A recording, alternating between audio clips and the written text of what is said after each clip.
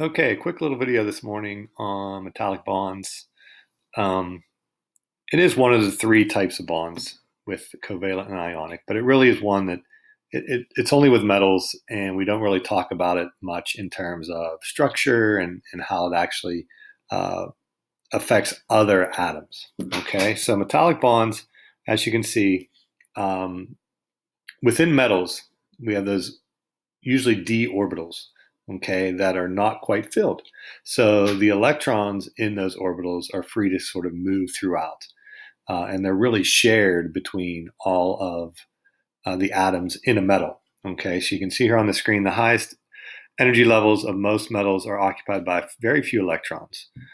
Within the metal, the vacant orbitals in the atom's outer energy levels overlap. This overlapping allows the outer electrons to roam freely throughout the entire metal. So we call them delocalized electrons, which means they're not localized on one particular atom. They can move throughout the whole structure of the metal. Okay, and this is kind of showing you that right here. This would be like the nucleus and the core electrons, and then the valence or outer shell electrons are free to move throughout the entire metal substance. Okay, so say, for example, you have two valence electrons in the metal. Those two valence electrons are free to move throughout the entire solid. Okay, so this is what I mentioned before. These electrons are delocalized. They don't belong to any one atom but move freely throughout the metal's empty electron orbitals. So we're going to go through A, B, C, and D here real quick.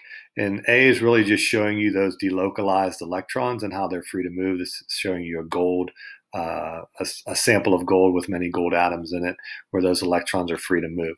On the next slide, it sort of talks about what A is. The outermost electrons wander freely throughout the metal. Now here's B right here. So we have this negative charge here. We have the positive charge right here. So B, free electrons can move rapidly in response to electric fields. Hence, metals are good conductors of electricity. Okay, so that's what electricity is, the flow of electrons. So if those electrons are free to move, then they can conduct electricity. So you can see there that electricity can be conducted. So here's C. This is when heat is added. Okay. Free electrons can transmit kinetic energy rapidly, hence metals are good conductors of heat. So it's all about those free electrons that can move. Once they start to move faster down here, the heat can be transferred throughout. It has very good thermal conductivity. And then finally, here's D. Individual atoms are not held in to any other specific atoms. Therefore, atoms may slip easily past one another. Thus, metals are ductile and malleable. So there's no real rigid bonds that holds these atoms in place. That's why metals, you can form them, you can shape them, you can draw them out into a wire.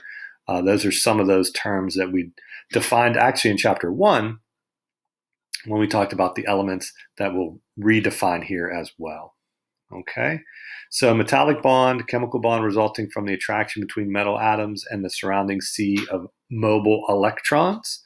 Okay, and here's some of those properties that we have. They have very high electrical and thermal conductivity. So they can conduct electricity, they can conduct heat. Okay, they have a very shiny appearance. They're lustrous. Okay, they have luster. And the reason that is those electrons, remember, when electrons become excited, they can jump to higher energy levels. And when they come back down, they release energy that they absorbed. Therefore, because they can move really anywhere throughout that metal, they appear to be very shiny or lustrous. Sorry about the clock there going off this morning. They're malleable. Okay, you can hammer them or roll them into thin sheets, and that's just showing that right there. And then they are ductile as well. They can be drawn out into a thin wire.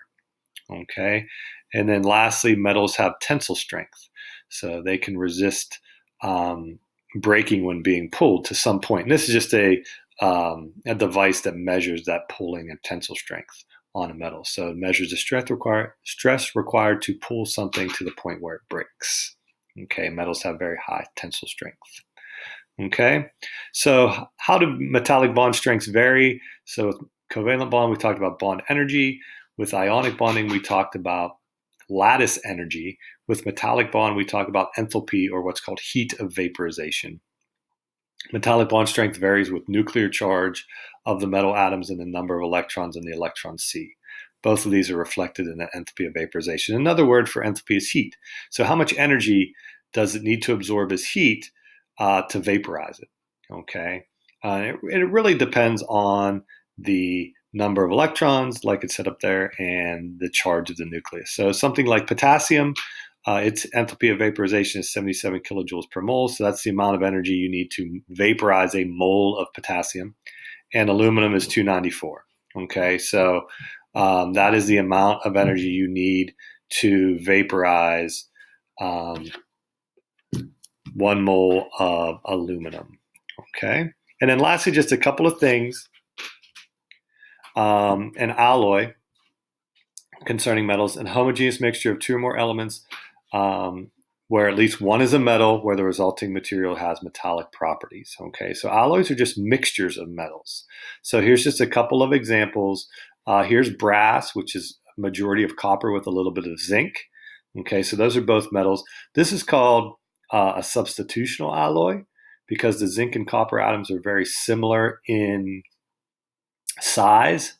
So the zinc just substitutes where the copper would be. And here's steel. Okay, steel is an iron with a mix of carbon. Okay, and the carbon actually fits in the spaces in between to make the iron a little more rigid. And this is called an interstitial alloy. Okay, because it fits in the spaces in between. All right, so that is all for section 6.4. Very short section, actually, in your textbook. It is just a couple of pages, I think 3 pages. So make sure you go through here and take a look at 6.4.